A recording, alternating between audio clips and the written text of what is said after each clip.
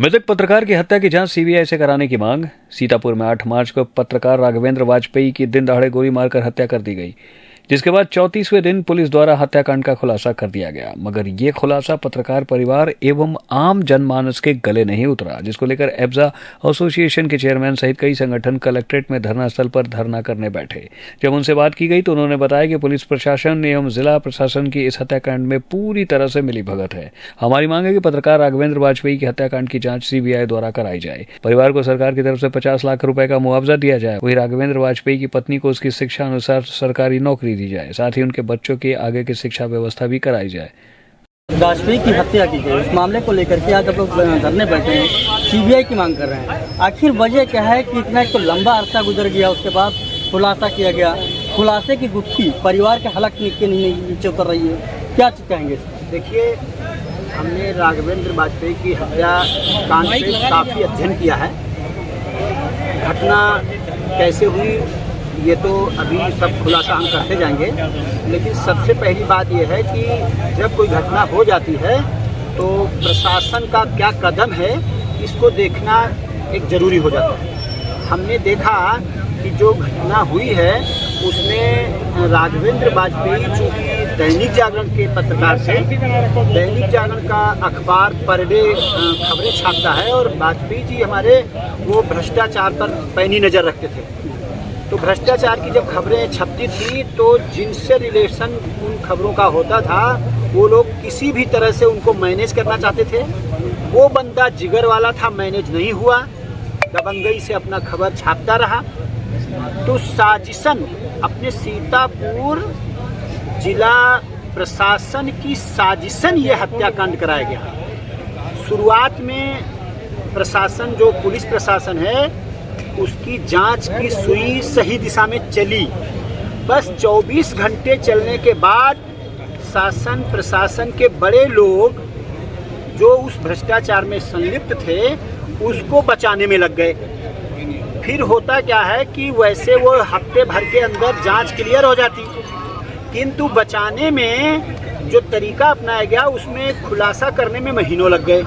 हम लोग ये रास्ता देखते रहे कि क्षेत्र के विधायक जी होंगे, सांसद जी होंगे, जिले में मंत्री हैं और जिला प्रशासन के बड़े बड़े अधिकारी हैं, वे लोग हमारे राघवेंद्र वाजपेयी जी की पत्नी को एक सरकारी नौकरी में शिफ्ट कर देंगे, कुछ राहत मिलेगी।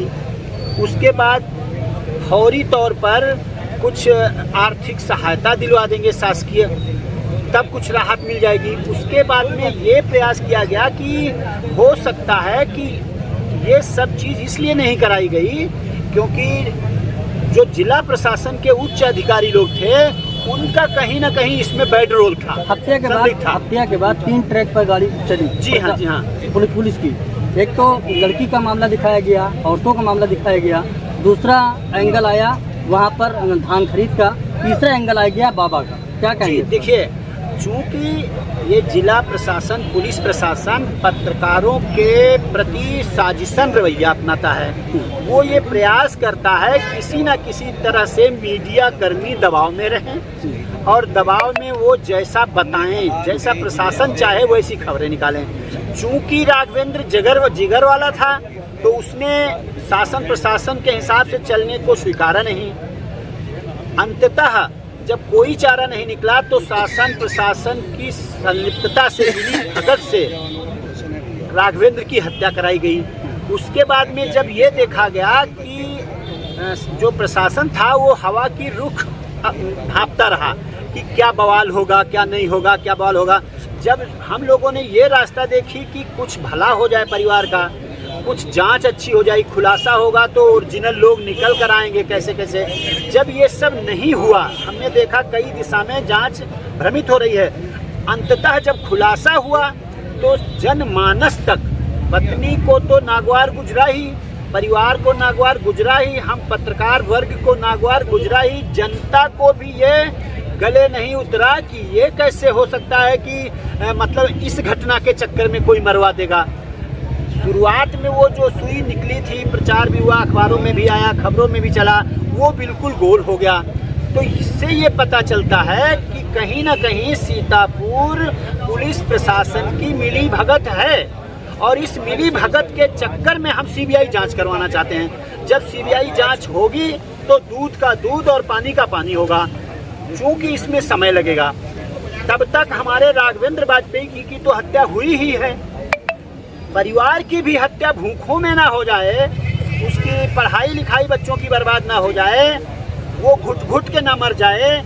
इसलिए मुझे फौरी तौर पर प्रशासन से ये चाहिए कि राघवेंद्र वाजपेयी के पत्नी को, परिवार को सबसे पहले त्वरित 50 लाख की आर्थिक सहायता प्रदान करे और 1 महीने के अंदर उसको एक वाजिब मजबूत, जितना पढ़ी लिखी पत्नी है, उसको अच्छी सी एक नौकरी दे जो महिला के योग्य हो, जो अच्छे से उसको निभा सके। ये 2 चीज़ें मुझे फौरी तौर पर चाहिए और सीबीआई जांच की संस्तुति चाहिए, जो प्रक्रिया आगे बढ़े, तब दूध का दूध और पानी का पानी होगा।